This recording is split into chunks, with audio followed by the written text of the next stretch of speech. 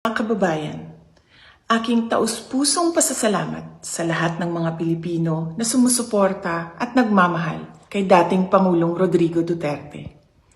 Sa mga kababayan natin sa Pilipinas, the Netherlands at iba't ibang panig ng mundo, napakalaking bagay para kay Pangulong Duterte ang pagtitipon ninyo para sa kanyang pag-uwi at kaarawan.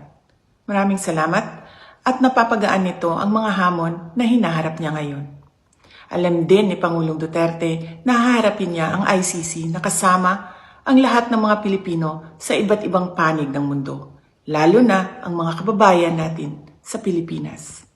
Sa kanyang pagdiriwang ng kanyang 80th birthday, huwag nating kalimutan na ipagdasal sa Diyos na sana ay biyayaan pa siya ng mas magandang kalusugan at mas mahabang buhay.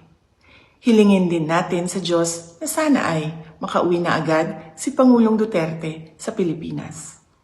Ang ating mga pagtitipon ay nagpapatunay ng lakas, tapang at paninindigan ng mga Pilipino.